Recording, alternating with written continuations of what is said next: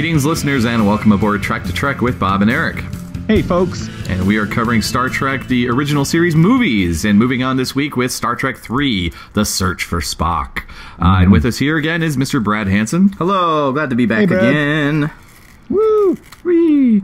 So we pick up immediately after the events of Star Trek 2, although it's 2 years later in real time when audiences would have seen this, with good old Captain Kirk still reeling from the death of Mr. Spock. And we were just watching this again, so I can confirm that although this takes place mere days tops. I think they say at the beginning of the movie, actually, but it's, let's say, less than a month. It's less than a month. I'm gonna go with like a week tops. Sure. Okay. Well, get the. That was the point of confusion for me as well. Get this, like that the majority of that trainee crew from the second movie was like reassigned before this movie begins. Kirk even mentions that at the beginning. So like, I don't know how long it takes to do that. I don't know if they got like a random generator where to send people or right. And a science ship had to show up at the planet to rendezvous with the Enterprise to transfer Saavik and David over, right? So a bunch of stuff did happen in between the two. So, but not long. We're talking a max of 2 weeks. This happened. Fair enough. But but the Grissom has shown up, and they took David and Saavik. The trainee crew has been largely reassigned for almost randomly no reason. Uhura is now sporting a completely different hairdo with like Jerry curl. And also, what happened to Carol Marcus? That bugs me a lot actually with this, is that I don't even think we get a line explained. There's not even a line saying what happened to her. You just kind of forgot. I was wondering if there was like some contract issue or personal issue that behind the scenes there. I really think it was just story-wise they didn't need her. I really think it was that simple. But in the context of the story, when you watch them in order, it is a bit strange as she disappears. It would be nice that, again, a line saying, "Oh, she went off X somewhere," or a quick insert shot that she's because off somewhere why else, would she not be here? This is like the most important experiment of her life's work. Yes, why wouldn't she be observing Genesis? Exactly. I think she was still in the Enterprise, guys. I think no one told her. she in Kirk's quarters, and she died on the way. Oh man, she just went off somewhere and decided to leave it all to David. It's only something that's occurred to me in recent years. It's not something that bothered me at all when I was like a kid. Here. And then I look at it and I'm like, wait a minute. Yeah. Especially when you consider it's supposed to take place so There's somebody else at the end of the Africa. movie who's not there that also bugs me, that we'll get to at the very end of the movie. At the end of the movie. Okay. Yeah, it's a similar problem where it's like, where is this person? Okay, all right. Yeah, but we'll get to it sure. when we get there. So anyway, slight thing there. But if you forgive that, it's generally not bad. We have Kirk, as I say, reeling from the death of Spock. The bridge still looks super damaged, which I like. Yeah. We have a little cameo from Phil Morris asking, are we going to get a hero's welcome? Now, Phil Morris, I'm going to show my other geek cred here, is the son of Greg Morris from Mission Impossible. No kidding. And Phil Morris was on the new Mission Impossible. Yeah, 88. Wow, that's cool. I thought he looked familiar, and I was trying to place it. Thank you very much. There you go. So a little Mission Impossible Star Trek crossover. Yeah. Again. Yeah. So that was kind of neat. And then we... So one thing I just want to mention is that if you watch them in order, especially, it feels like it takes forever for the actual movie to start when you watch this film. Well, where do you consider it starting? Well, like new stuff that isn't credits. It takes forever to get to that shot of the Enterprise and get to the scene that you're describing inside the bridge. You're right, because it's all because it's recap and then it's really long, kind of boring credits over clouds. Yeah, and I just feel like it takes ages.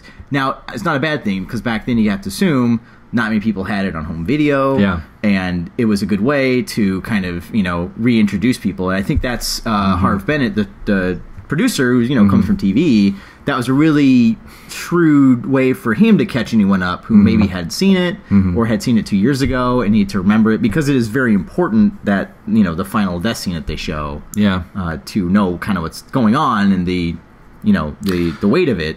But it does take a long time. And I feel like home video was on the rise, but not everybody had it yet. You had to be totally clear and be safe. I totally understand their decision at the time to do that. So they get back to the starbase, my favorite starbase. This is my favorite starbase. Oh, God, in all Star Trek. This is my... Yeah, when I think of a starbase, I always think of the one from 3. Yeah. Yeah. And I'm like, and didn't they reuse that model like again and again and again for like... other stuff. Yeah. But I love it right here where I'm like, that's the space dock. Because whenever I think space dock, I think that, not the weird whatever, the slats the roundy that surround it. thingy that's in the first two. Yeah, I see. Yeah. Actually, the scene before that, I just want to touch on a couple things. So the very first actual scene inside the bridge. Okay.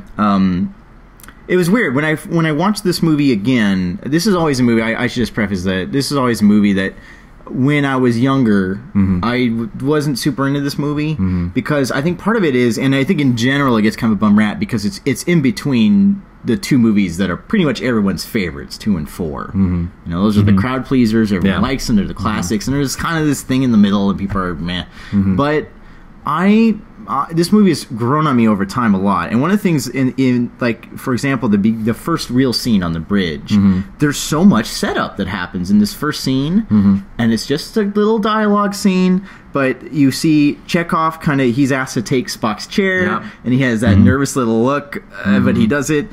They set up the automation of the ship. Which I'm surprised by. On retrospect, they talk about the Enterprise is being automated, and they even set up the Genesis records are not yet. They haven't come in yet. Like Kirk says, "Oh, that's strange. They're overdue." And we then realize it was the Klingons and doing their thing that's been taking the records or.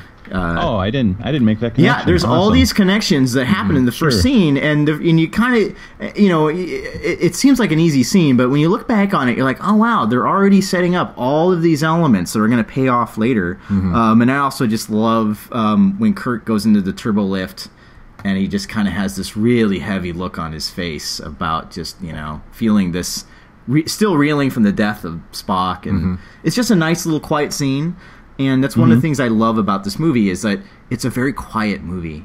There's so many scenes of just dialogue. There's no music. Yeah, well, and I'm sorry, we get the crucial scene where McCoy has broken into Spock's quarters and everyone's freaking out. Like, who could have broken into Spock's quarters? And I'm pretty sure Nimoy must be doing the ADR for the first line.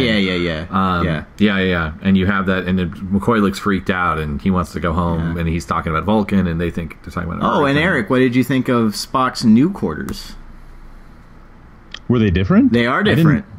I guess I didn't notice. They're quite different. Yeah. They're much more colorful. Nimoy apparently didn't really love... Nimoy, of course, directed this movie. He didn't love how kind of cold and not very colorful his quarters were in the last one. So it's generally the same, but much more colorful, basically. Because I caught the mirror, of course, and then that large... sequiny thing. Yeah. But it's way more colorful. It's a little thing, but it's one of the few sets that they went through and kind of redesigned a bit, which doesn't make sense continuity wise, but whatever. Maybe McCoy did it. He's like, hey, I got a room now. I love it, actually. That makes a lot of sense. He was in there like painting right before the scene. Perfect. You solved it. I love it. We're already solving these continuity errors. We get a quick shot of Yeoman Rand watching the ship come into space dock. And I love her reaction, which is sort of like, that Enterprise always up to trouble, always coming back damaged. That old Kirk, that scallywag. We didn't. Yeah, that's right, because we saw her in 1, but we didn't see her in 2. So I guess the idea is that. Remind me, in 1 she was in like the transporter. The transporter. That's right. Yeah. One little thing I should mention is that I don't know about you guys, but we have a pretty good sized TV and Blu-ray, and one of the things I noticed right away that I never noticed in the DVD or a smaller TV was these kind of traveling garbage mats over the ship shots. It's weird. This is the only Star Trek movie where this is a major issue, but you can see very clearly the garbage mats that they had to put around the ships. So you'll be watching like the shot of the space dock is one of the really, really obvious ones, where you see the Enterprise flying towards, and you'll see this garbage mat around it, kind of, it'll sort of pop into different sizes of squares. Because that's the rough mat that they have to do a rough mat of some sort. They can't just paint the entire stage blue. They usually put a little bit of blue, and then just someone cuts out the celluloid and optically prints it. And for some reason, this is the only movie where that's a real problem. It happens a lot throughout the movie, and once you see it on a big screen or on a big TV, it's kind of very noticeable. You never unsee it. Yeah, you never unsee it, which is a shame because otherwise I think the effects are really, really great. Yeah, well, I kind of know what you mean. It didn't distract me too badly, but I kind of remember what you're talking about. Yeah. In general, I do like the effects of this movie, and there's a lot of them. This movie had 50% more budget than the last one, and basically all of it went to special effects, ILM, I think ILM did the effects work. And so there's a lot of stuff. And I think part of that is they couldn't recycle stuff because the Enterprise is damaged. Yeah. So you couldn't do the trick they had last time where you can just reuse shots from the movies because the Enterprise looks different in every single shot, just about. So Eric here is not too impressed with Christopher Lloyd as Kruge. Oh no, it's tough. It's just too tough. See, the thing is that I grew up with TNG, and then DS9, and it was only later that I got to watch any of the original series movies, and as you know, just the last couple of years, that I've seen the original series, and so in my mind, I think like Worf and Gowron and Martok and all of those guys kind of established for me what a Klingon should be. So this time around when I was watching this, I was able to have more appreciation for, okay, try to see this from the view or perspective of someone who's only seen the original series and then the first two movies and now this. So it's Doc Brown and the dude, and it's tough. It's like, Is it tough because you find it difficult?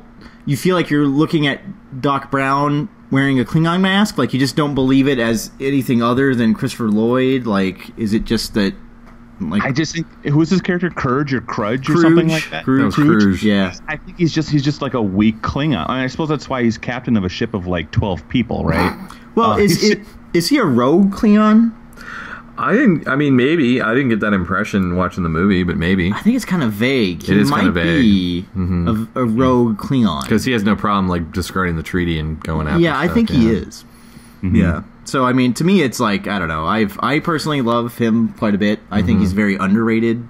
I see people's problems. I mean, he is, without a doubt, Christopher Lloyd playing a Klingon, like, you know what I mean? Like, there's no way around that. But I love Christopher Lloyd. Back to the Future is one of my favorite movies of all time, so I will take as much of him as I can. But he's no Ricardo. No, I think that's the other problem. And I think in general, a lot of the problems that this movie has is you just, it in some ways doesn't quite compare to 2 or 4. 4 didn't have a villain, but I mean, no one can really compare to him. So he does seem a little weak sauce compared to that. Yeah. But I have to say, his opening scene here is, I think, a really effective opening scene. Like, he kills his lover, which I think is badass, and I don't know, I think it's a pretty neat introduction. Do you think she was a prototype for the Duras sisters with the massive cleavage she's showing? Absolutely. I was going like, is this where this started? I don't know. Well, I mean, a lot of stuff started with this movie. The Birds of Prey and a lot of the different cultures with the Klingons. Like, there was a lot of stuff that we take for granted now. I mean, think how often they were using Birds of Prey. True. All the way up to the end of DS9, right? Very true. I mean, very true. Very cool. And that was Nimoy coming up with that basic idea of that by holding out his arms and kind of telling the production designer, like, I want it to look like a big hawk, and it should move when it's an attack and things like that. So, and originally, Eric, did you know these were going to be Romulans originally? I had read that, yeah, and I'm a big fan of the Romulans. But I mean, if Christopher Lloyd was going to play it, I'd rather he play a Klingon. That would not have worked, would it? Yeah, Christopher Lloyd would not have been a good Romulan. And originally, this was going to be Edward James Olmos was going to be that actor. I could see that. Not Christopher Lloyd. And Nimoy was really down on him. The problem was that this is before Miami Vice. This is before he was really known, so he was also kind of an unknown actor, and he was just too small. He was just too short, and the studio execs just couldn't sign on board. Oh, interesting. So they went with Lloyd instead, who at least is a bigger guy. Yeah.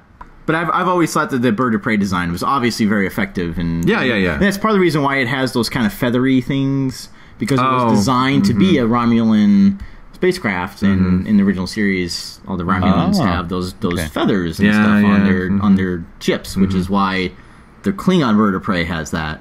So when Leonard Nimoy was pitching his idea, he thought it was going to be a Romulan. Yeah, that's my understanding. Yep, exactly. Oh, cool. Yes. Okay. And then it was last minute that they changed. I think it was actually Harve Bennett who went the Klingons because he wanted them to be more theatrical and scene chewing and you know. Because they destroy the Grissom, he just shoots his own dude. Like, you know, why'd you do that? Lucky shot, sir. Well, boom. You know? Yeah. Anyways, and what was up with his weird dog? You expected this dog to come into play later? This weird, gnarly, I just thought it was a wonderful dog little thing, bit and then it never really comes back again, ever. Well, it adds some motivation to really get revenge on Kirk for killing his poor dog. I've always loved the dog. It's just a random bit of color. It doesn't really detract from anything. What I think is kind of weird is that, you know, one of the, you know, he leaves and Christopher Lloyd leaves and he says, you know, feed him. And one of the Klingon gunners kind of looks scared about this dog. So to me, I always looked at the dog as like, this thing is here just to show everybody how badass he was. It'd be like the equivalent of if you had a pet alligator. Speaking of Miami Vice. Right. So when they get back to Space Dock and they're hanging out, we get informed. I thought this is almost a little too cruel in a way. Like, oh, the Enterprise is going to be decommissioned. We've decided she's had her day. We're not going to fix it again. And that's it. And it made me go like, oh, man, what? Like, you know, if you saw that film 2 years later and you're kind of weirdly filling in like as if it had more adventures, it kind of works. But right off the back of 2, it does feel a little, to me, it feels a little sudden. Like, why are we scrapping this ship? So what does anyone know what Transwarp Drive is or what it means? Eric, can you take that? Man, it's been 20 years. I looked it up, and I mean, I could go find the tech manual and read some technobabble bullshit to you. Because we never see this in use in any other Star Trek. So it's like, I mean, warp is, you know, you have different numbers, and some are faster than others. So what's transwarp? The Enterprise goes at, you know, warp, and then it goes warp 2. You know, it just goes at faster warp. But imagine if you're going at warp, and while you're going at warp, you go into warp again. Right? Okay, warpception basically is what you're saying. That's transwarp. Yeah. Okay, all right. I actually is a reasonably good explanation. So why did it not catch on? I wish I could tell you. I don't know. Because it failed. Because everyone thought that the failure on the Excelsior was a genuine engineering flaw. So in other words, the one time where it had to really work, it didn't. Right.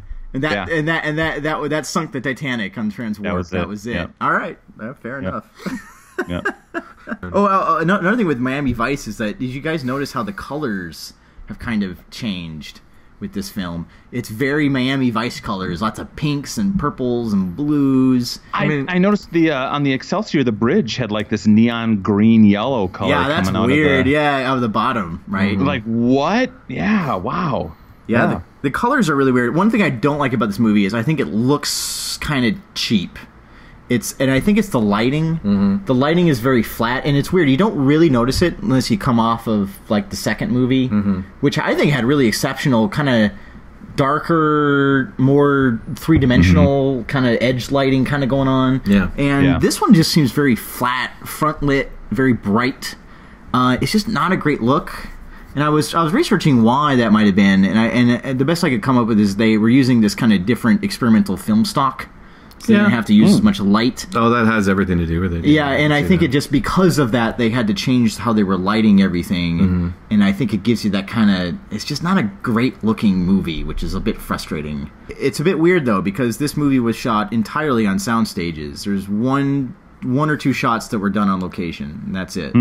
So it was they were really stuck to the soundstage. They wanted to shoot all the Genesis stuff on location, but they didn't have the time and money. So that was, I think, part of it. So they always had to deal with these same studio lights and the same film stock. Sure. Yeah. Well, we do see the return of Kirk's quarters, looking awesome as always.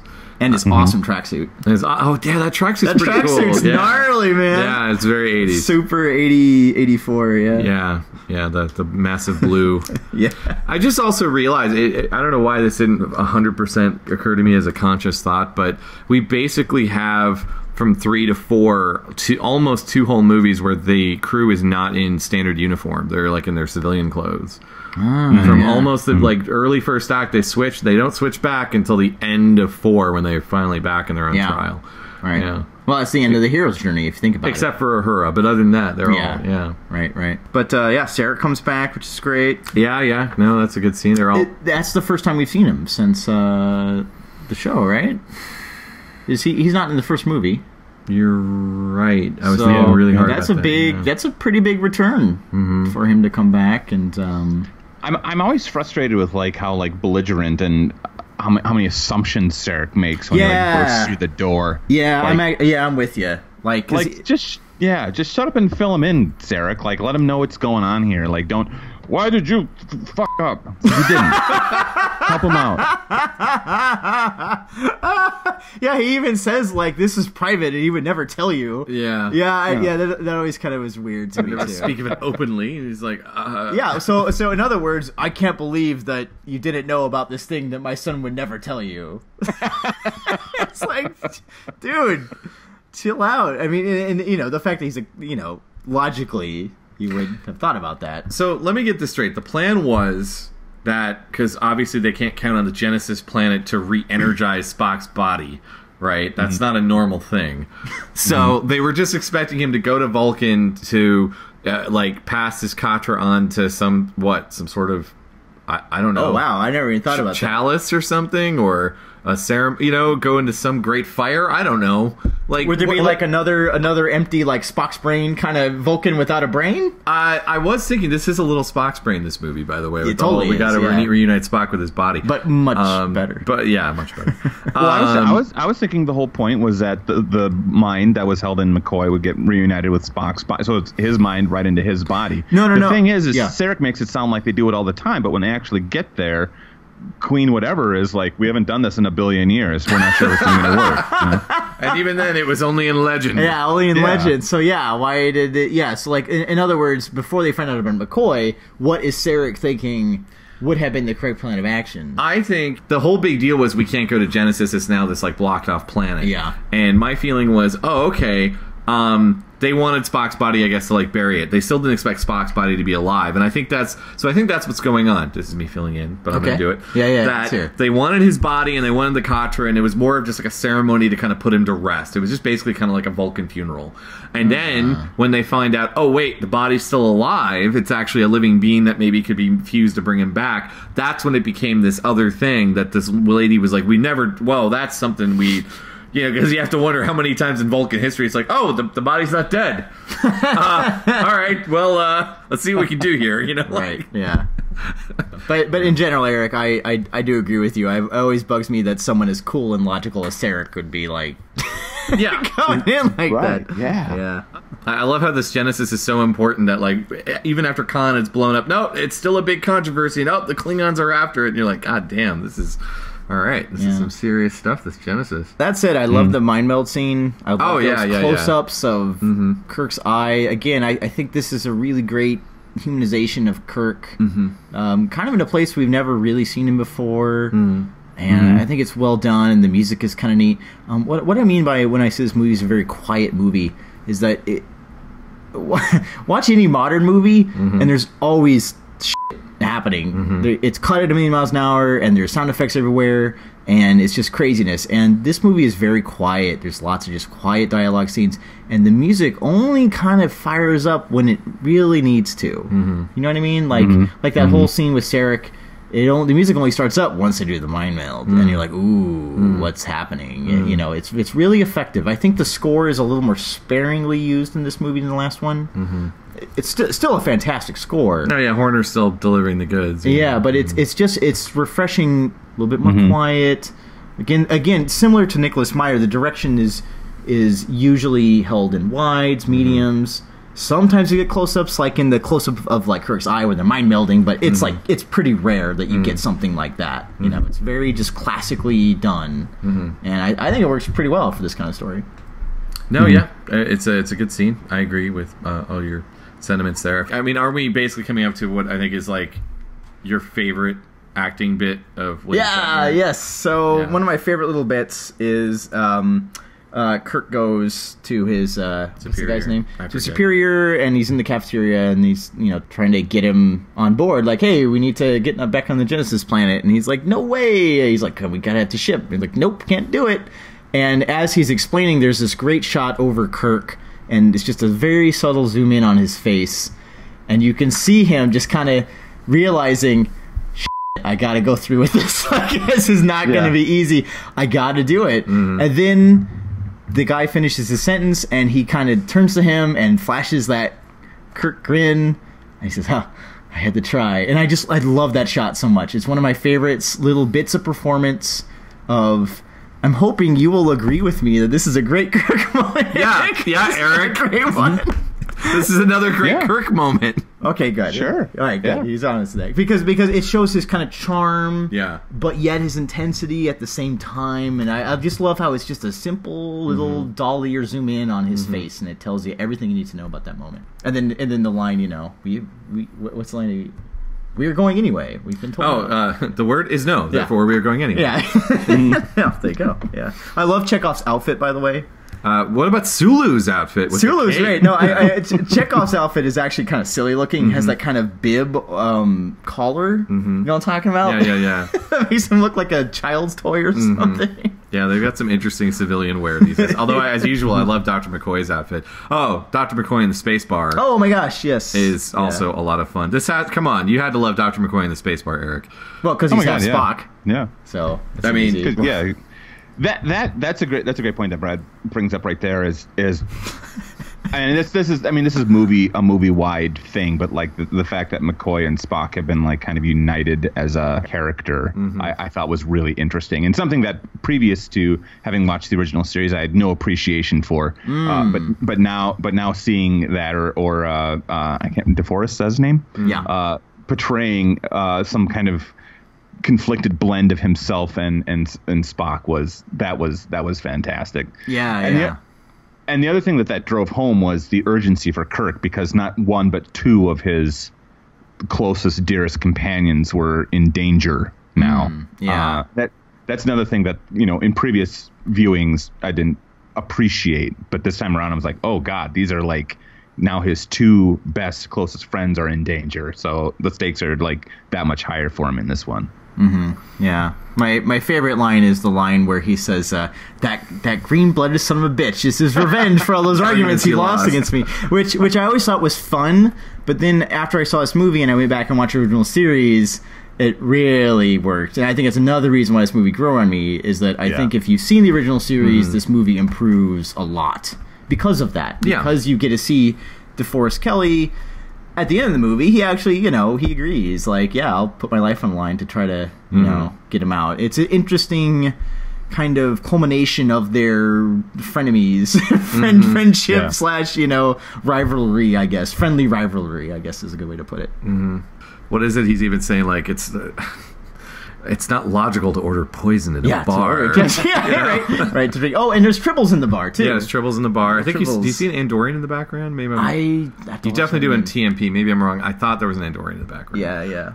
And then of course we get the crazy, weird, whatever the hell his name, alien is, who's supposed to give him the ship to go to Genesis, and that whole. Oh, speaking of, by the way, Eric. What the hell is the deal with their bargaining? McCoy clearly is talking about money, yet we're supposed to be in a future without money. Right? Oh, what units did they say? Credits.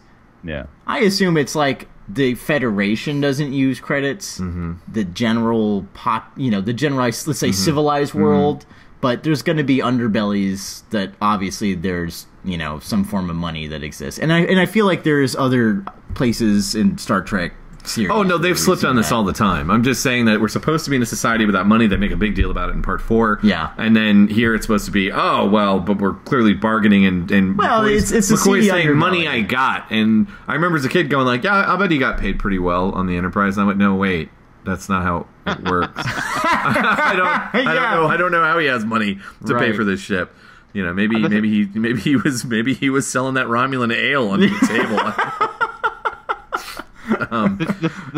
When did this movie come out? Is this 84? Yeah. Okay. The thing that I loved about that alien is like that alien, that dude is like right out of that era of like sci-fi fantasy movies. Like you could have plucked him out of this movie and put him in like the Never-Ending Story. Enemy Mine. He would have fit perfectly. Right. The Last Starfighter. Yeah. Like he was like he was like the quintessential like mid-80s alien. Right. There you go. Yeah. Well, and of course we all remember his reaction to McCoy saying, all right, damn it, Genesis, that's the planet. I'm going, Genesis!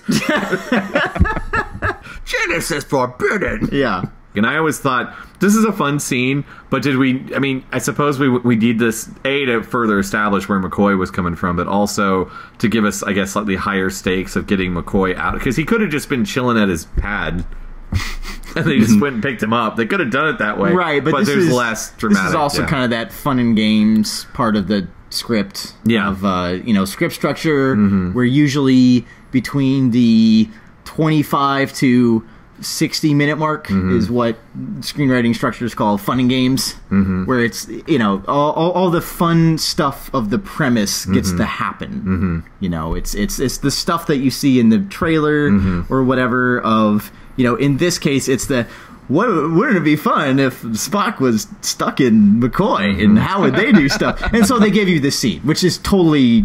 It's just a fun scene. No, it's totally fine. Yeah, it's totally fine. And that's I've always looked at it like that's how it is. So they so we get Sulu flipping a big guard. Don't call me tiny. Don't call me tiny. Don't call me tiny. Yeah. And we get the great little Uhura scene with this random college kid or something. He's in the closet. Hid in the closet.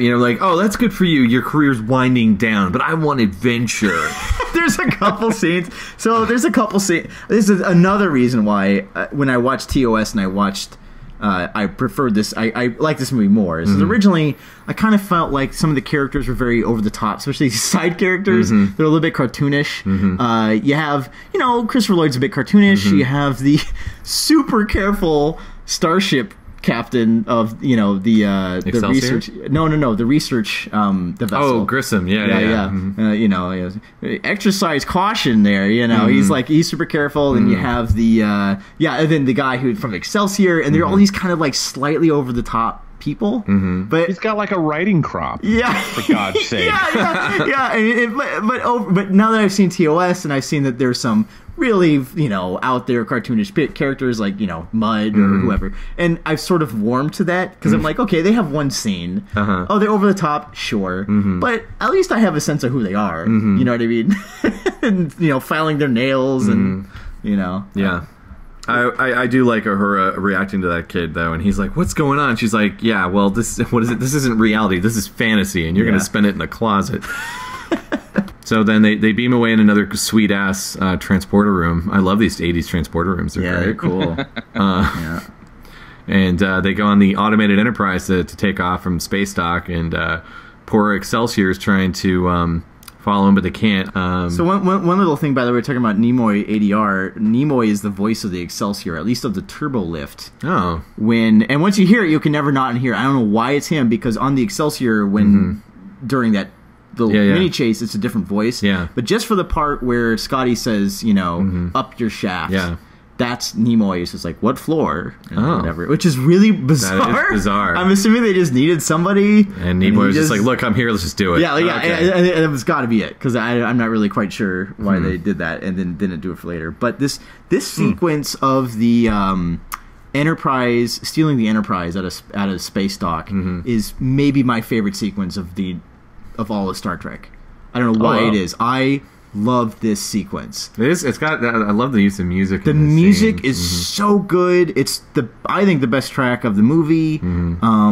I just love the kind of the stakes have been set up so high that Kirk needs to do this. They're breaking all the rules. They're up against a faster ship. They got to get out of the space dock. I love how you even before you get to the point where they open the doors, you see Scotty in all the shots trying to and it's not opening, and you keep on seeing him doing that, and now he's like, yes, Captain.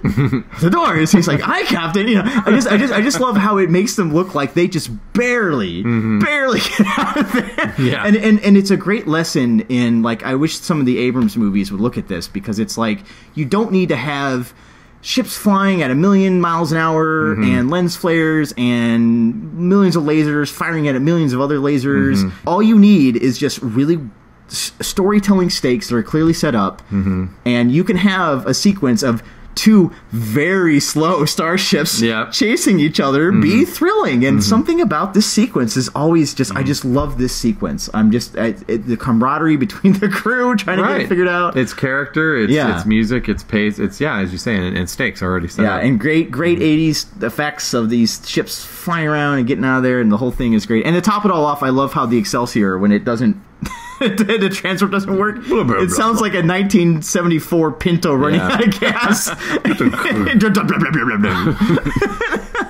It's pretty magical. The other thing I noticed is those escape doors, the lights on them, really looked like the I don't know how you say it, the LCARS or whatever, the design that's used on the control panels of the. I think that.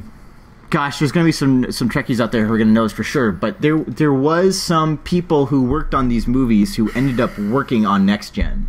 Okuda, I think, is the Okuda. name. I think was for sure. There's the Okudas. But I think I don't know exactly who designed the LCARs, but there was some crossover by around this time because these movies were hits. They made a lot of money, and it made sense. Why wouldn't you just move them on over to your TV show? You know, so there are some design motifs that you will see kind of randomly pop up. But that's interesting. What I never connected before. My favorite little bit from that sequence is, sorry, Eric, it's Kirk moment again here. It's that bit where as they're finally leaving, the space dock toward the end of the sequence, you have the captain of the Excelsior just go like, Kirk, you do this, and you're never going to sit in the captain's chair ever again. And you just see Kirk like fully resolved, just like, go. Yeah, and it's great. It's his last chance if he wants to save his career. And it's like, even though I'm wondering what the hell he would have told Spock. I even like the idea that the Excelsior captain already knows it's Kirk.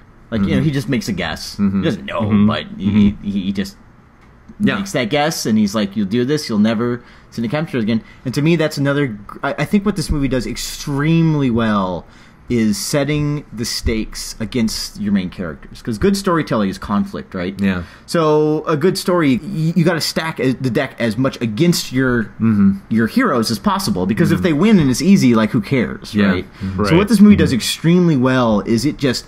At every possible opportunity, it makes it harder and harder and harder for the main characters to accomplish their task. This movie, you could have had a version where they just hop in the Enterprise and off they go, and you know what I mean, and with the full crew, and it would have been okay. But just that little tweak of they have to steal the Enterprise. Then the Enterprise is going to be decommissioned, right? And it's going to be decommissioned. It can barely run, and it can't go into battle, and it just does a great job of setting the stakes. I mean, this is a really great script, in my opinion. Whether or not you agree with how well it was filmed, I think that the writing is really good. Harv Bennett wrote it. Yeah. The producer. How many great producers are there who are, I think, great writers, And he co-wrote 4 with Meyer. Yeah, props to him. I mean, the fact that this guy was not only really good at producing on a tight budget, but also at writing, I think, is pretty exceptional.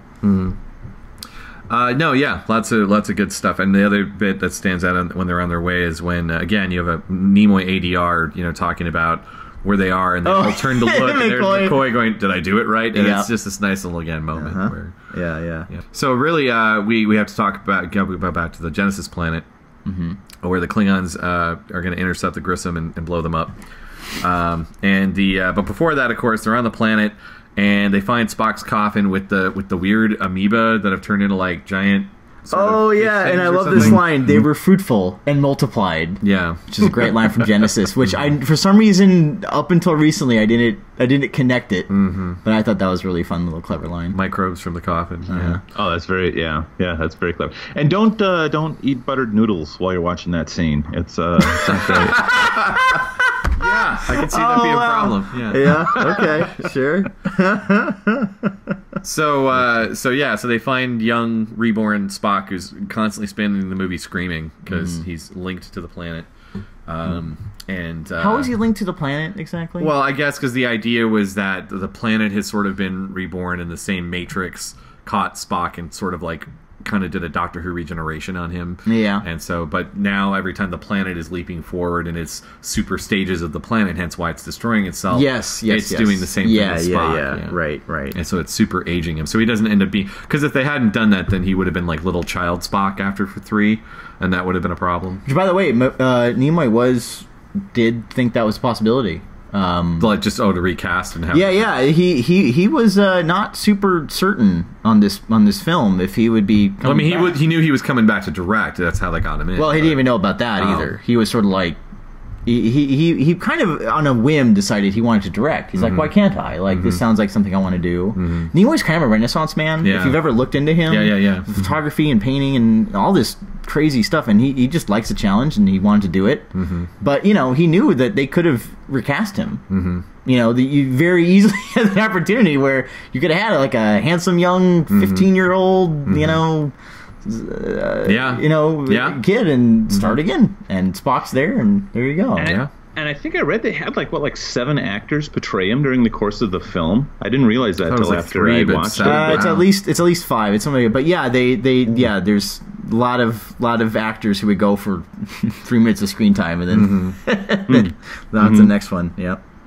I did think it was really freaky in that part where you literally do see his face like bubbling, like the chief's face. I don't know about that stuff, but whatever. It's pretty gross. But, the thing that threw me off was, I'm assuming that when Spock was reborn, that proto-matter was probably involved in his regeneration process, so I don't see why he didn't just explode on the Enterprise the same way the planet blew up in space, right? Like, I don't see how he molecularly would hold himself together. I just assume that whatever was happening to the planet was, because it was happening to him, is because whatever material was used in the process was used in his regeneration. Like, it wasn't like just his cells and his cells alone that were used in the regeneration process. Right. So in other words, because protomatter is problematic, and there were problems with the planet, why were there not problems with why in Voyage Home did he just melt or explode? How come just because they got him off the planet he didn't still? Yeah, I get you. Well, but they think they make it a plot point where they need to get him off the planet or else he will explode. That's what I'm saying. You're supposed to believe that once he's off the planet, he'll stabilize, he'll be fine, which is what we go with. But I think what Eric is saying, why didn't he just melt anyway once you got him off the planet?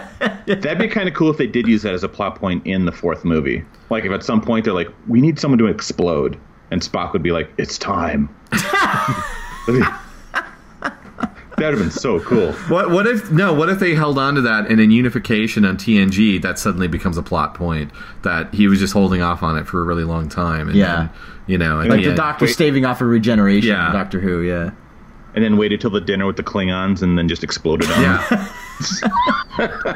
Boom. So the Klingons blow up the ship. They wanted prisoners, but they luckily find that there are 2 wonderful scientists on the planet, and they go and capture him. Because I guess we don't even see this. David tries to go ambush him, and I guess it's kind of something that happens off screen. They just suddenly got all of them now. Which, before we even get to that, of course, we have to talk about the Pon farr scene. Where Saavik is kind of doing this weird sort of hand foreplay thing with teenage Spock, and I know there's a bunch of fan theories that basically Saavik slept with. That's Vulcan sex. Like, according to Nimoy, that's Vulcan sex. That's how Vulcans have sex with their fingers. I mean, really? Yeah.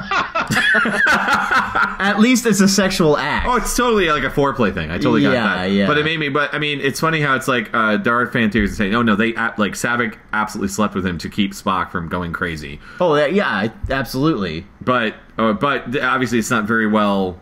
I mean, you can easily infer it. It could have happened. I mean, there's no inferring. That's what happened. Well, they did the foreplay, then all of a sudden they're waking up, and there's no sense that their clothes are completely still on. So it's like, we don't know how Vulcans, Brad, come on, man. I'm just saying that, I'm not saying it didn't happen. I'm all for saying sure, it happened. I don't care. I'm just going to put this out there. John Landis has a saying. About I think it's werewolves. Okay. He said, you can have werewolves do anything because werewolves don't exist. So Vulcans can have sex however they want because Vulcans don't exist. So whatever, how they did it. Now, what is funny is that at the end of the movie, I think it's the one acting moment. I'm not a huge fan of this Saavik. I much prefer Kirstie Alley. But the one acting moment she has, I think she really nails, is when Spock is Leonard Nimoy, when he's back and conscious, and he kind of goes down the line of his friends, and she's the first one. She kind of looks at him and kind of has like the, oh my god, we slept together. Kind of she looks a little embarrassed. And even in 4, there's a little bit of a moment where they say goodbye, and there's that kind of awkward tension that happens where she's kind of like, oh man, I totally slept with you as a when you were like barely of age. I don't know about this kind of thing. So I mean, it all adds up. That's what happened. That's fine. So Eric, do you prefer Robin Curtis as Saavik or Kirstie Alley? Yeah, what's your thoughts? Physically, I think Robin Curtis is more cute or beautiful or attractive, I guess. But I do like Kirstie Alley's performance as Saavik better. I think for once, Eric, we're in complete agreement. Wow, I'm the odd man out here. I think Kirstie Alley is. I'm not saying Kirstie Alley was any chopped liver when she was young. She was not bad to look at. I think she was gorgeous, and I think she was a much more effective. No, I agree. I think Kirstie Alley had a better performance. Yeah, but I think Robin. Yeah, I'm with the you. Line, it's also just weird because they don't even look similar at all. It is a big shame that Kirstie Alley couldn't come back. Yeah, that is a real negative to me with the movie. I think that you kind of miss that connection between, especially because the two movies are so closely linked. Yeah, it is a shame that Curtis was a little colder. I think she's very cold, very analytical. Way colder. You kind of lose that sense of this amateur kind of. She seems much more in control and in charge. I personally do not like her line reading of David is dead. Yeah, that's a good line. It's the worst. Oh, you agree? Oh God, it's terrible. Okay, see, and it's interesting because logically it would make sense that a Vulcan would say something as coldly and as matter of factly as that. The problem is that if you look at the actors and actresses who have played Vulcans over the years, they kind of get that you can't just say it like a robot. You know, like T'Pol would never say something that magnitude like that, or you know what I mean. So it is a kind of a, and it's doubly frustrating because with Nimoy behind the camera, he would have had the power to maybe change that. To me that like her line readings are she's just kind of a little stiff and. Something's missing. It doesn't kill the movie for me, mind you, but it is a shame. Okay. Yeah. It'd be interesting to see the other takes that didn't make it in the film, and just to see what they had to pick from. Yeah. Oh, like the infamous Crystal Skull Harrison Ford reading of the line. Part time. Because it's so clear the line reading from the trailer was infinitely better than the one they used in the movie. You're like, what? No, it's also possible. Nimoy has talked about how this is the first thing he ever directed. I mean, that's for a first-time director. He, in my opinion, knocked it out of the park. Again, even though they had I think $16 million on this movie, which is more than the $11 million in the last one, it still was a very tight budget. This is still not an easy movie. Nowadays, a lot of big studio movies they can get away with it because they just throw money at these directors who have never directed any sort of big movie before, So, yeah, you can have some guy like Colin Trevorrow, now I can never pronounce his last name, but the guy who did Jurassic World, who previously had done a maybe $1 million movie. Well, he can do a $250 movie because if there's a problem, you just chuck another $10 million at the problem and it goes away. And when you have a first-time director like Nimoy who had never done it before, you can't chuck money at it. There's a scene later on where the fight scene at the end that they had problems and they just had to fix it because they ran out of money and it didn't work quite as well as they wanted. We can get to that later though. But yeah, I mean, I think he did a pretty good job for the amount of for his first time out. Yeah, could have gone very wrong. Very wrong. No, I agree. He's a solid director, man. So they capture David and young Spock and Saavik post-coitus, I guess. I think we're agreeing.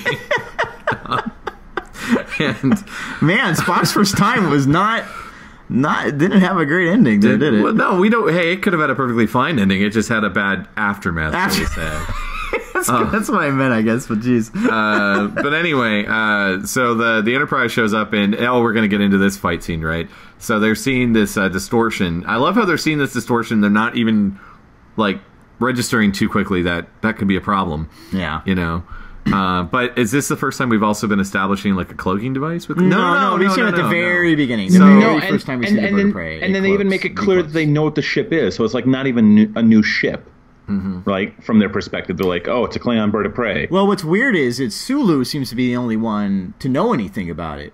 He's the guy who knows how many crew complement they have. Now, granted, maybe he's looking at a computer or something right there. But he seems to be the only one who knows, which tells me, I don't know, I've always just inferred that Sulu's flown around to places that maybe the other guys haven't, and he's a little more aware of Klingon undercover activities. I don't know. Right. Or, you know, he's reading about stuff because he's into ships. So he's got, you know, Ship Monthly.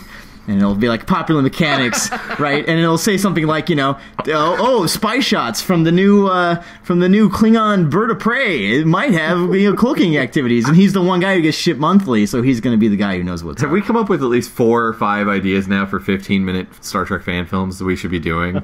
Like, just Sulu getting his magazine. Just Sulu. It's like Motor Trend, and he's just like, yeah. Deleted scene that took place between Star Trek 2 and 3. Oh, my latest Ship Monthly. Oh, cloaking. Interesting. As he's putting on his cape. Well, now, granted, Kirk seems to know, they've heard of cloaking devices, you know, because he does get it. But again, I don't think he raises his shields, right? Oh. He doesn't raise his shields. Well, because he's... Why doesn't he raise his shields? We talked about this. Eric thinks it's a major problem that he didn't learn his lesson from Khan. It's a huge problem. But to be fair, the ship is running on automation. Scotty wasn't prepared to go into battle. Like, maybe it just, you know, wasn't able to. You know? I don't know. I mean, it's like they should have.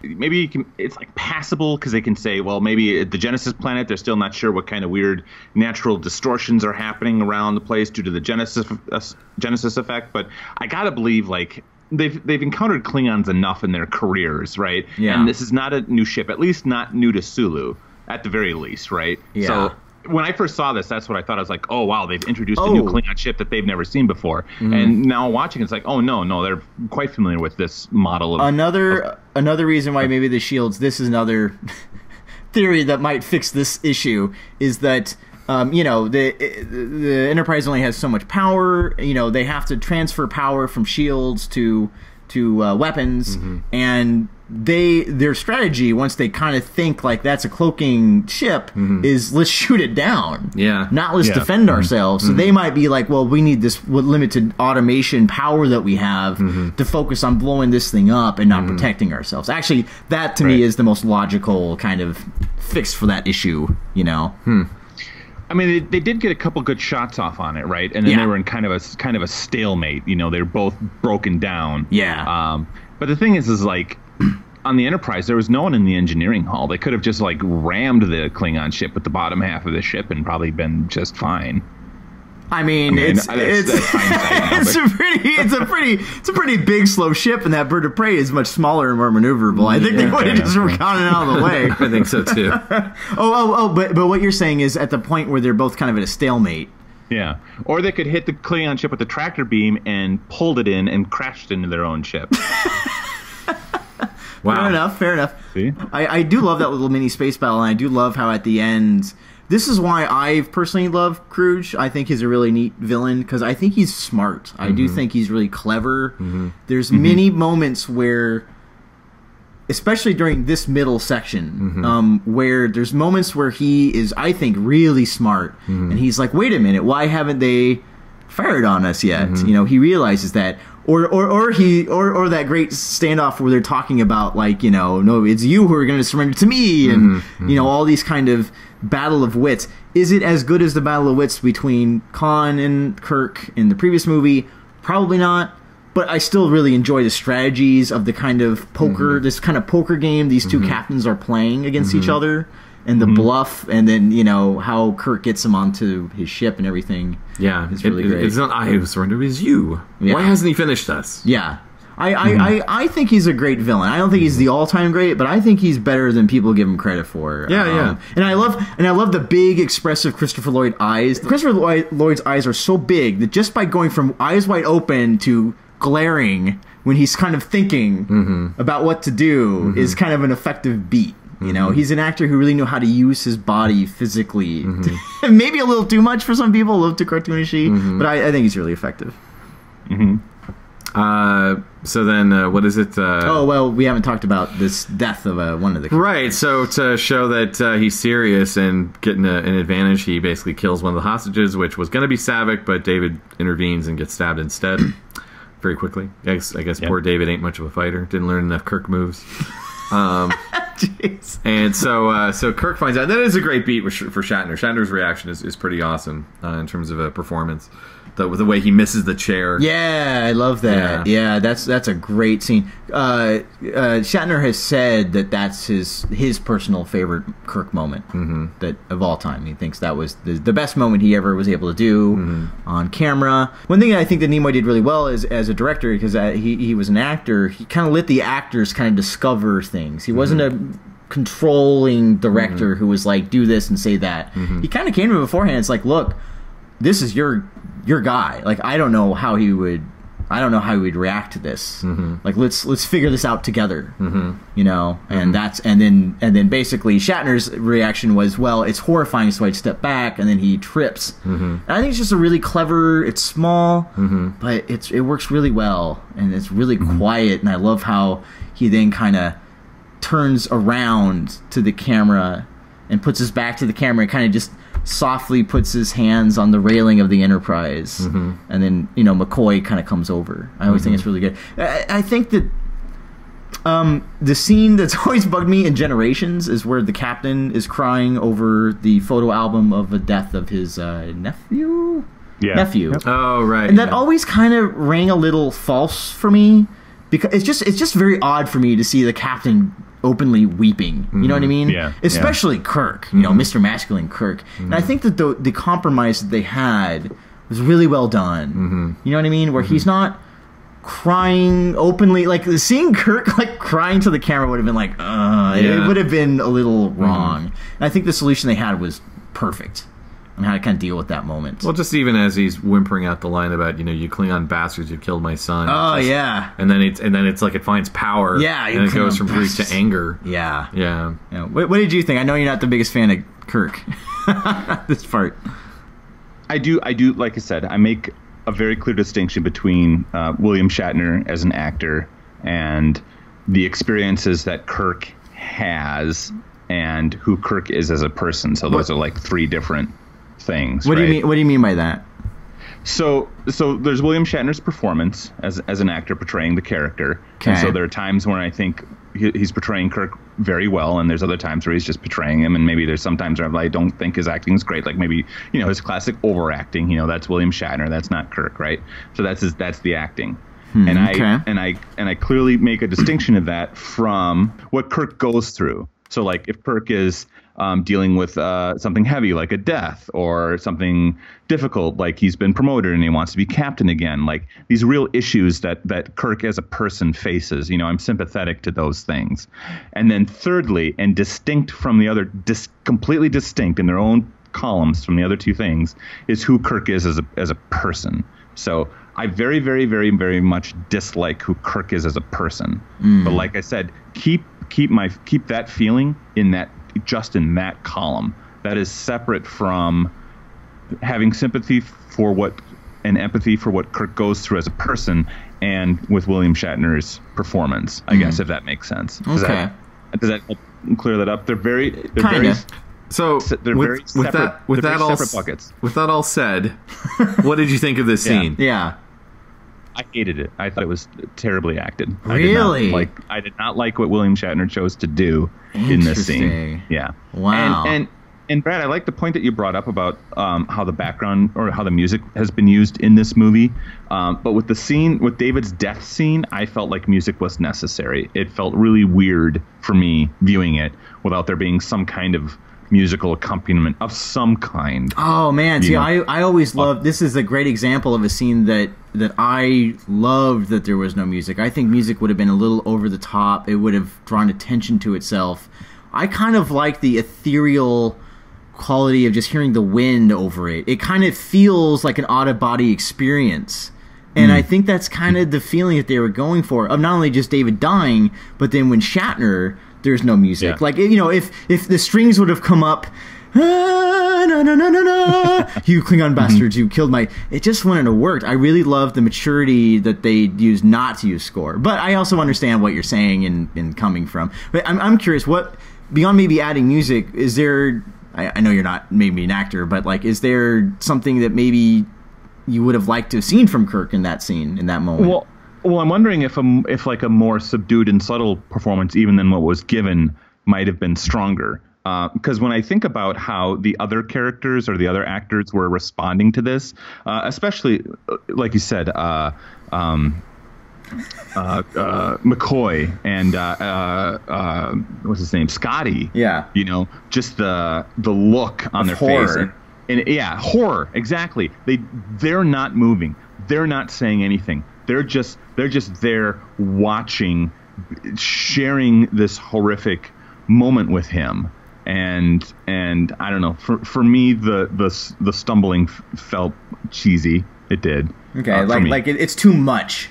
Yeah, I see. Okay. If it would have just been like Kirk's just his face and like a shift in his expression, like not like you said, we don't want to see him crying. That wouldn't be appropriate for his character, you know. But just going through the emotions, the disbelief, and then the rage and all of these and the sudden realization of loss and what this is going to mean in the future, and everything that he thought he might have now is suddenly gone, and the helplessness that he feels, and all these things. If you could have just gone through, you could do all this stuff with facial expressions. To be fair, I actually see where you're coming from. If you would have done like a zoom in like you had earlier, the moment I was talking about, I really like where he's in the cafeteria talking to his superior. There's that kind of slow zoom in in his face. That would have worked better. Something like that would have worked for you better. Yes. Yeah. Okay. Yeah, absolutely. Yep. All right. I'm going to agree to disagree, but I get you. Sure. I understand. Yeah. Thank you. Yeah. Bob, I think, is kind of in the same boat. We'll agree to disagree, judging by how his Eric. face looks right now. We'll agree to disagree, Eric. That's fine. fair. He's not Spock. I just want to remind you, by the way. In terms of well, like when he dies, like Miramini dies, he's very expressive. And I'm trying to remember now, do we ever actually see Kirk cry? Ever? I feel like Miramini really, he's close. I don't think he's crying. He doesn't cry. He's definitely torn up. Not with Joan Collins. Yeah.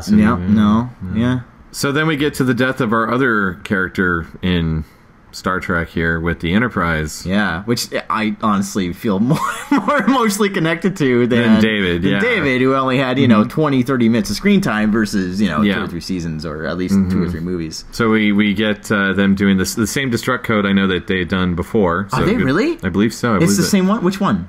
They did a destruct code, right, Eric? We talked about this, that when they tried to blow it up once in the original series, they actually kept the same destruct codes. Oh, did they? I didn't know that they kept the same, but yeah, I do recall that. There's a scene where they, Zero. By the way, I have a feeling we're going to disagree on this, Eric, but I actually like how we get a little bit more Shatnerisms in this one. By that, I think it's just a simple matter of different director. Nimoy was probably more used to the hammy kind of style that Shatner had from the series. Meyer... And I think this was the right decision. And Wrath of Khan was trying to wear him down, going take after take after take after take to kind of get the Shatnerisms out. I actually kind of like, just because I love Shatner and I love the Shatnerisms, and my favorite is when he's reading the destruct code. Zero. Yeah. Zero. Yep. Destruct. I just love it. I love it so much. I feel like under normal circumstances, this would have been like a Spock, McCoy, Kirk scene, but because of how it is, it's Scotty, Kirk, and Chekhov. Yeah. And what I also thought was interesting, I'm like, and this is the same pairing we're going to get in Generations. Okay. Oh, right. Sure. Wow. I've never... That actually makes the Generations pairing seem less random. Yeah, a little less random. They wanted it to be everybody. They yeah. just couldn't. So that's okay. Interesting. Shades of Generation. All right. Neat. So anyway, we have that set up. The Klingons beam on, and they hear the countdown. I love Christopher Lloyd going, "Get out! Yeah, I love that. Yeah, get out of there!" But it is a great moment where you see them on the mountain seeing the Enterprise. Oh yeah. That's another moment where you shouldn't look too closely at the backdrop because there's wrinkles. Yeah. Behind, particularly near the left side of the screen, you'll see some little bit of wrinkling happening with the backdrop. But man, the music in that scene. That's what I mean. The music comes in at just the right times and not the obvious times. Such a good moment. That nice moment where Kirk is just like, "What have I done?" Bones. That's another good. My God, Bones. My God, Bones. What have I done? Yeah, I love that. Yeah, but fake backdrop aside, I love the lighting of that scene. That kind of, again, this very kind of interesting, ethereal feeling of we're in a different place. This is just a strange emotion of, wow, we're just killing people and killing the Enterprise. And by the way, the explosion of the Enterprise, they put a lot of time and effort on that. Doing like time lapse with like eating away a styrofoam on the bridge, you know, it really did a great job of that moment, like working really well. Like it would have been a real shame if like the people who did like the special effects in Star Trek V, did the, you know what I mean? did the Enterprise blowing up and you know, coming into flame? That whole effect that holds up so well, and seeing it streaking through the orange sky and the smoke coming out of it. It's just so good, and the music coming up at that moment, it's a great moment. I love that.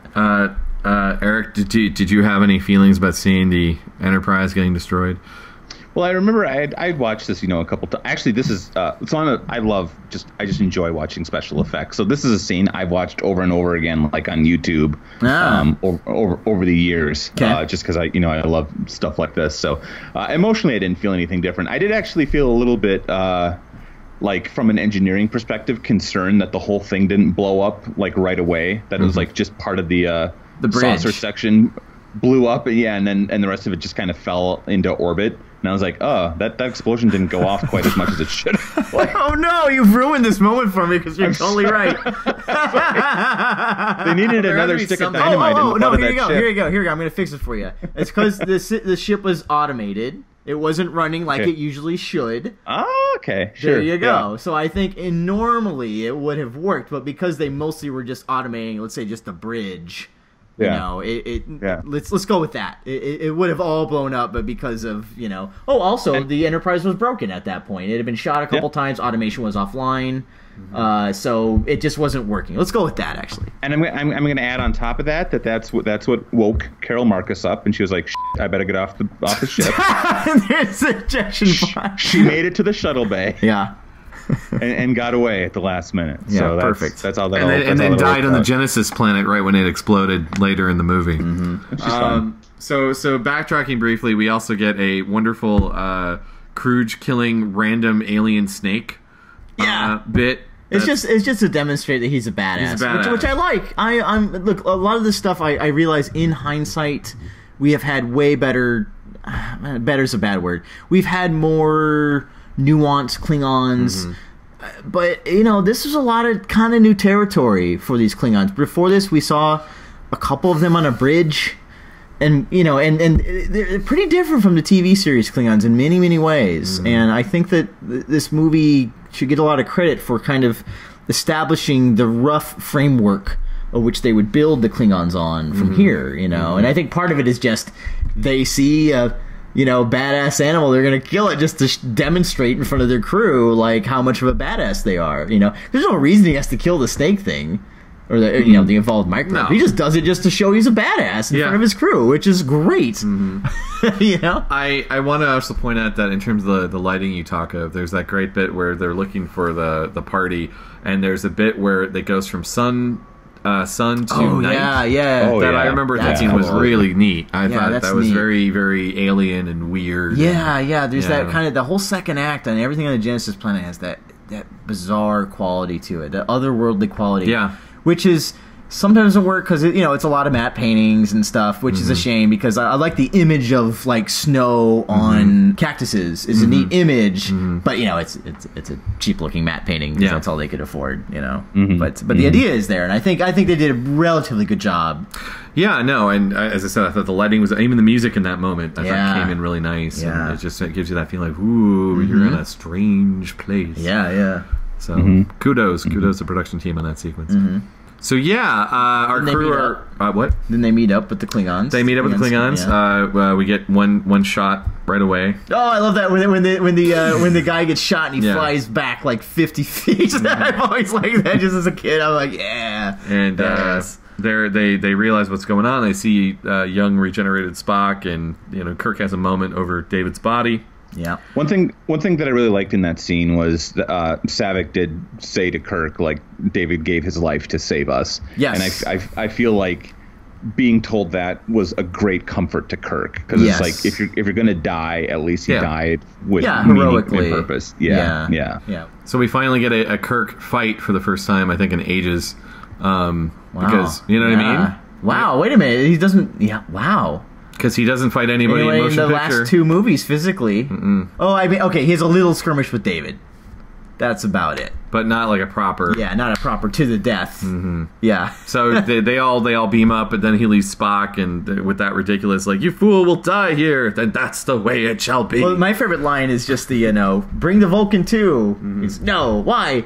Because you wish it. I've always loved that. Like, I just think that's another neat little character moment of just how much of a dick Kirk is, No, yeah, I know. It's a bargaining thing. He's like, nope, we're not going to do that. Oh, another little thing I love that I didn't catch this the first few times I saw the movie, but Cruise actually says something like activate the beam to go up. And that's how Kirk knows what to say later. Yeah. And for some reason, I just thought Kirk, like when I was younger, I would thought just Kirk knew a couple lines of Klingon. No, but then I realized he picked it up from that moment, which is great. That's super clever of him, and resourceful that he got it right there. We get some good Kirk action. I always remember as a kid the bit where he's up on the rock and he dives. Yeah, I love that shot. Yeah. So this is the scene that was going to be way different. Are you familiar with this, Bob? They had a whole grand plan for the way this end fight was going to be, which I think the end fight's fine. And Shatner agrees. This is where I was reading it in his autobiography, where he thought it was fine. But what they had rehearsed and what they had built for was going to be way more epic. So those rocks that are kind of popping out of the earth, the fight was going to be on top of those. The whole fight was going to be these things are flying up and they're fighting on top of these rocks that are moving and flying up and going down and crashing down, and that was where the fight was going to take place. But on the day they couldn't get these damn rocks to come out of the ground like forcefully. They just kind of wobble slowly up. So at the last second, they had to kind of nix that, and they just kind of did a random fight. So that's why you see a lot of these kind of thrown together fights. A lot of the same moves from the TV series that he used to use. So it would have been really cool, actually. I think that is a thing where I do think if they had a little bit more budget and they could have made that work, it would have been pretty neat. It always blows my mind when I hear these stories. Like, what was it? One of the Star Wars prequels, number 3, where the Emperor encounters the 4 Jedi that come to arrest him. Like, I think the stunt double or whatever hurt his leg that day. So instead of doing this really cool lightsaber duel between the Emperor and the 4 Jedi, he just immediately kills the 3 Jedi, just stab, and they're done. And then he goes on to fight Mace Windu. So we're denied this amazing scene because of some production issue like that, and it just gets through, and it just that's frustrating. It happens though. I've been on a set as a PA, and there was this one little movie that years ago was shot in Iowa, and there was going to be this big car chase that was going to happen, where it was this one character runs out of a trailer park and someone else is going to chase after them. And there was going to be this great chasing where the kid is on a bicycle and the guy hops in his car to chase after her. And we had to, and they were just running behind, and they just, it's an independent movie. They had to cut it where there was no car chase, there was no bike. It was just, he runs out of the trailer and he trips and the girl runs away. And, sometimes you just have to do that just to make the day. You have to look at the story and see what's important here and just go with that. That said, I do think there's a little bit of, I like spectacle in Star Trek, as long as it's not overpowering the story. You know what I mean? And I do think it would have been cool to have that cool rock fight. And I keep on waiting for each movie they gotta bring a rock fight back, right? And they just keep on not doing it. Or the rock guys from Star Trek 5. Right. But I do love how when Kirk has the better of him, of Cruise, he's like, "Give me your hands." And then this is one of my favorite. This Eric, you gotta like this Kirk moment, right? I mean, it's Cruise is doesn't even care and grabs his leg instead of trying to kill him. And then you just see this moment where Kirk actually shakes his head and it's I've had enough of you. There's this moment where his face, he's like, well, f*** you then. I'm done with you. I'm done being the upper man. Even Kirk has his limits of his morality, and I think that moment is really great. Which is a nice about face when he actually gets on the ship and the other Klingon's like, I don't deserve to live. Fine, I'll kill you later. Yeah, love that line. Nah, I lied. So one thing I don't quite understand. This whole last third is Cruise trying to get the secret of Genesis. Tell me the secret. What does he expect to get? I think he just wanted the full plans. But he has them, doesn't he? Yeah. He has the tape at the beginning. He knows what they are. So what is he expecting to get? Maybe he wants the actual formula. Maybe he knows what it is. He doesn't actually have the actual... And that's what I wish... this is like those little script niggles where I wish that it was very clear. Because he's like, I want the secret to Genesis. And it's like, you kind of know everything. What else do you need to know? It failed. It didn't create... but it's the most destructive force. And to him, he's just looking at it like a super which is fine. But again, what does he need from Kirk? I think he needed the actual formula of Genesis, not... So why did they say, like, I need the formula? Like, is Kirk going to know the formula? Like, Kirk's going to come down, he's going to come down and be like, oh, yeah, it's, it's 3 atoms of carbon with 4 atoms of... But I just can't see Kirk doing that. Dumb that he never... Well, they didn't announce it to him, but David's the guy he needed to even tell him that, in my opinion, and he killed him. Right. So yeah, that's an interesting point. That the killing David is what lost him the secret. I was he just saw Kirk on the video, and that's just assumed that he's the one who has it. Yeah, it's an interesting point. Yeah. So they get on the ship, and John Lee Arquette is not putting up a fight, and they figure out how to work the Klingon, and they zoom out before the Genesis planet goes, and then we get to the last 20 minutes on Vulcan. Yeah, so as a kid, again, this scene dragged. I hated this scene. I thought it lasted forever and was so boring. But now as an adult, I kind of just enjoy, again, that kind of weird, ethereal mood. Like, whether it's slow or not, it creates a mood. It's part of the reason why I'm actually kind of down with motion picture nowadays, and I didn't used to be, is like, slow or not, there's a mood. You know what I mean? It's effective. And same kind of thing here.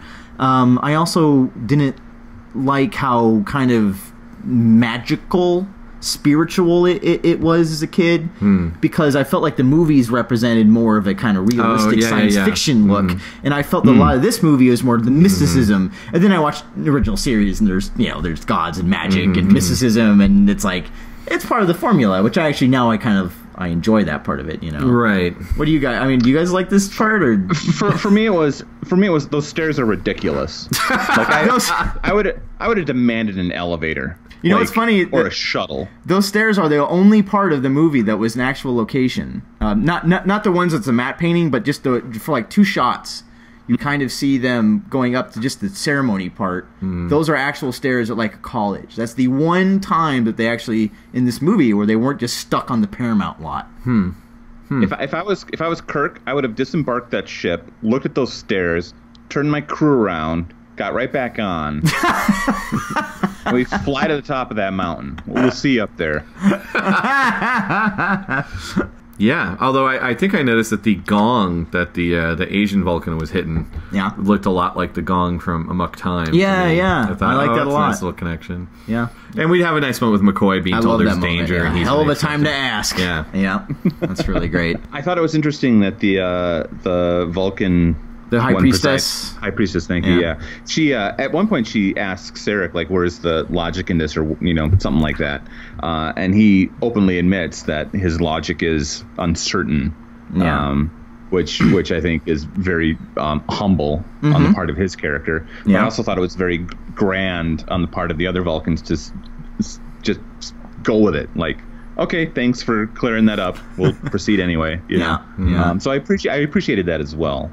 Like that just bald-faced honesty of their logical society, just seeing how it worked like that. Yeah.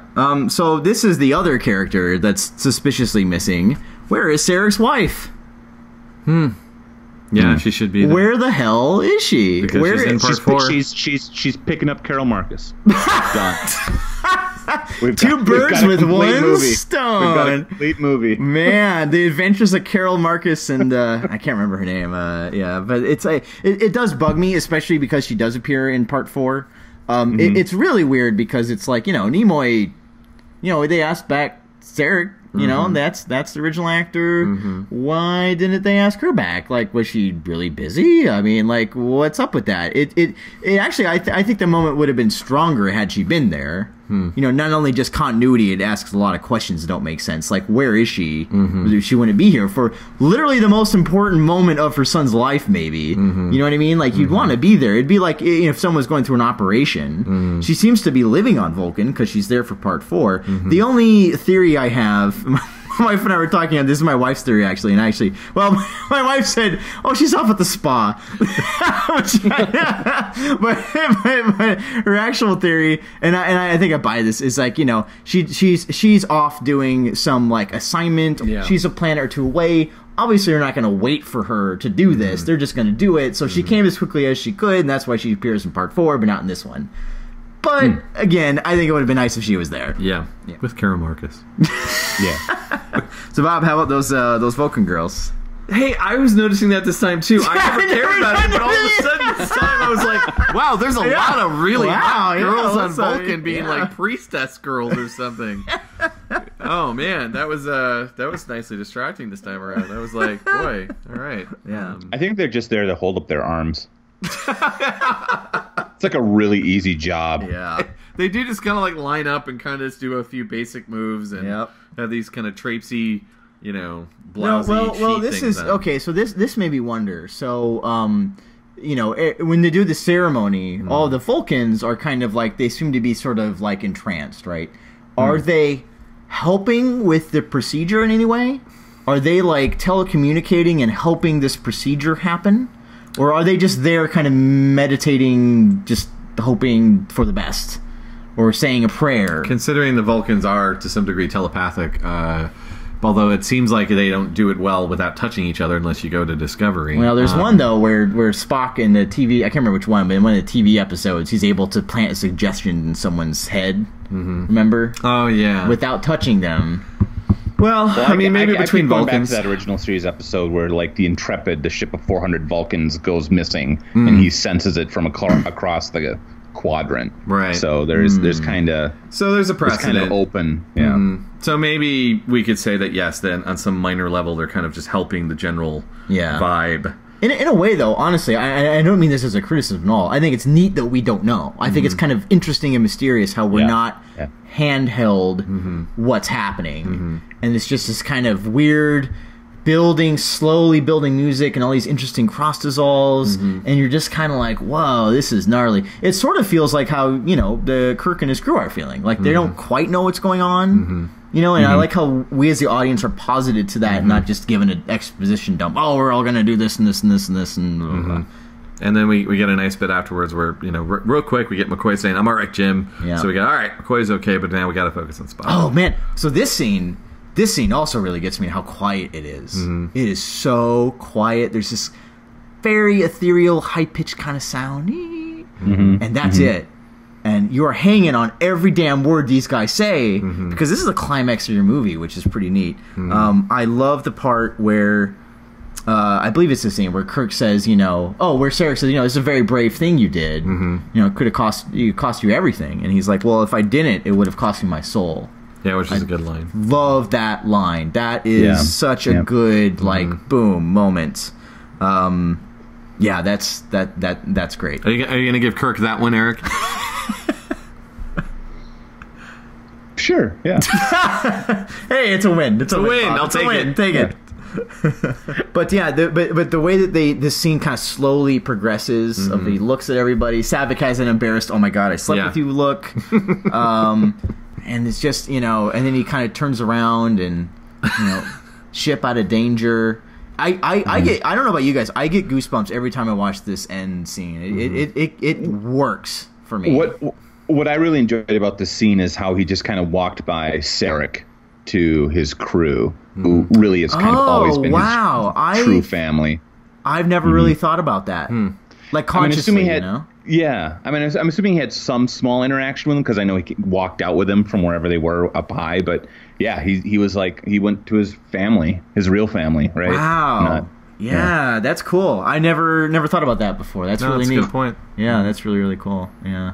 They echo this, obviously the famous lines from 2 about, you know, I have and always shall be your friend and all that. But really the moment, you know, he's back is when he says, "Jim, your name is Jim." I get goosebumps. And then everyone just goes, and then he finally gives the Spock. And then you end, and it's like,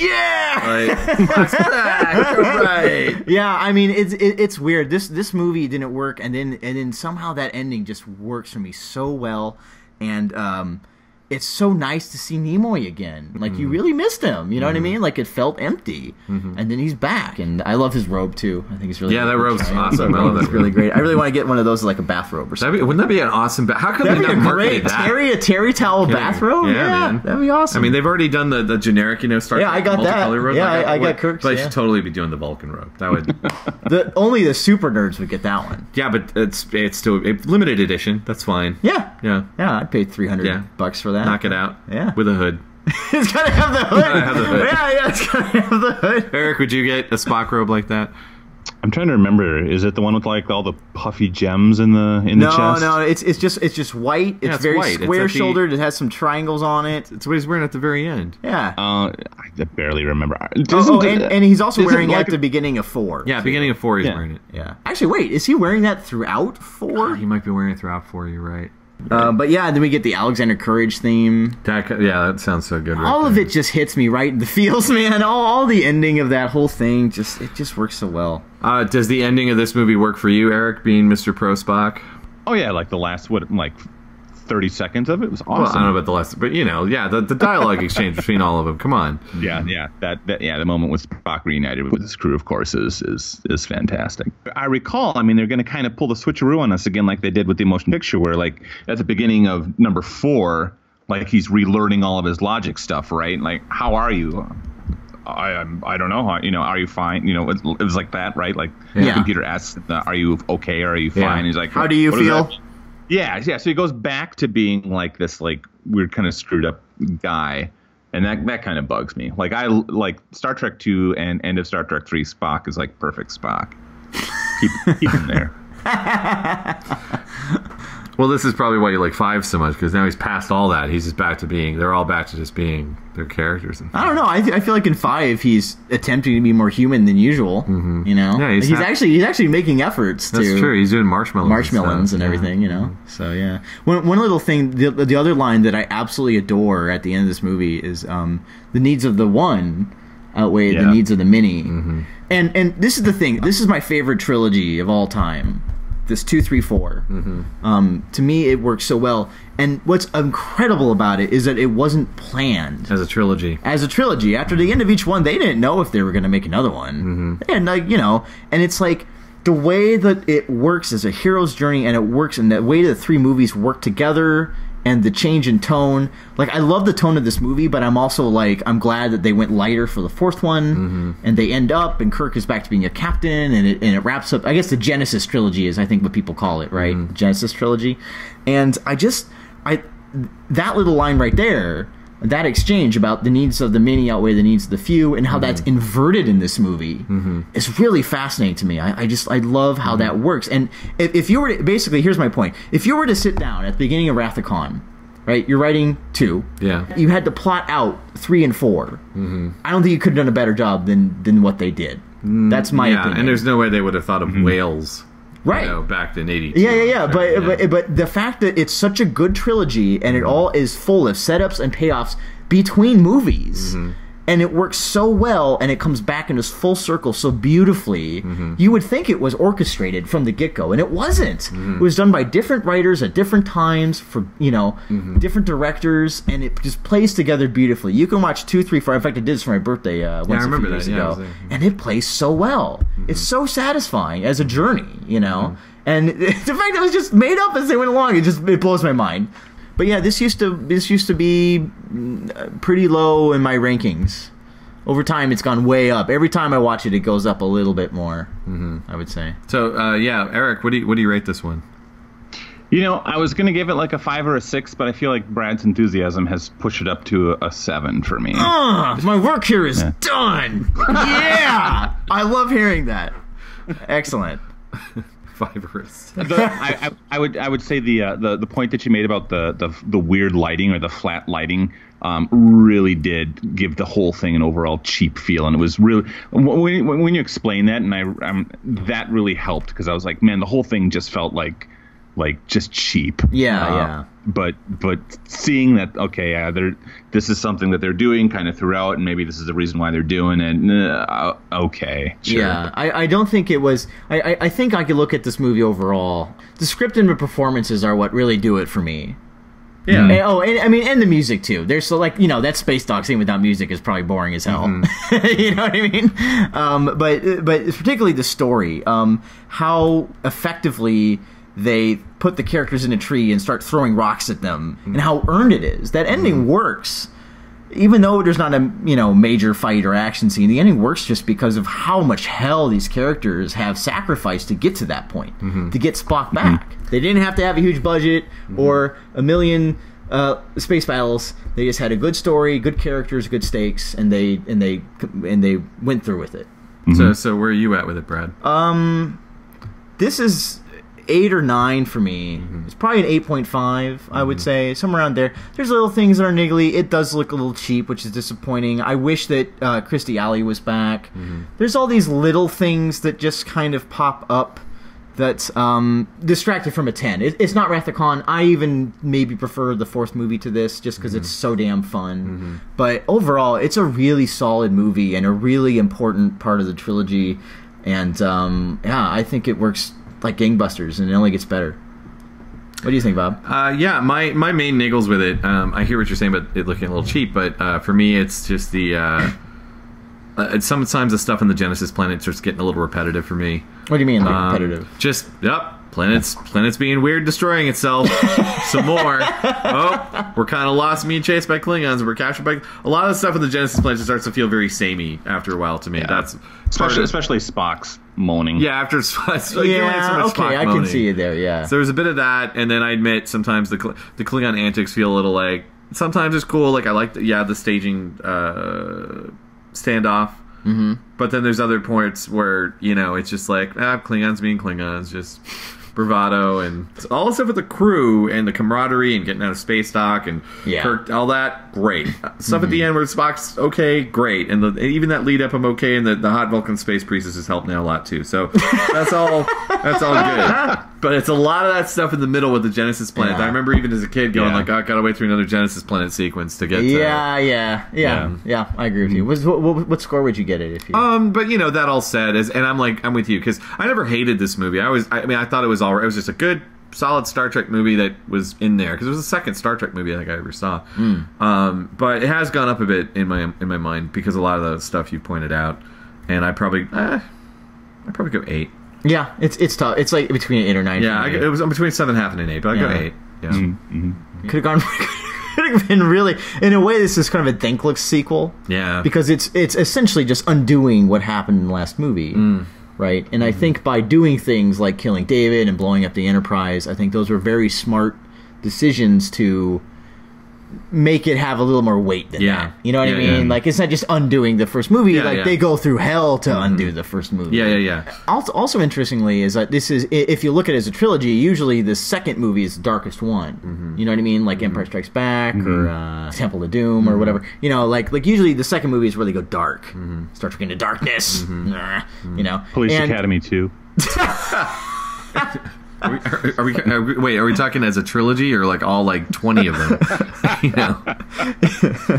But I think, and I think this is neat. Now, this movie is a little, I think it's the darkest of the 3 overall. It's the most dirge-like. It is kind of like a funeral, through a lot of it. And I am so glad that they lightened up for the next one.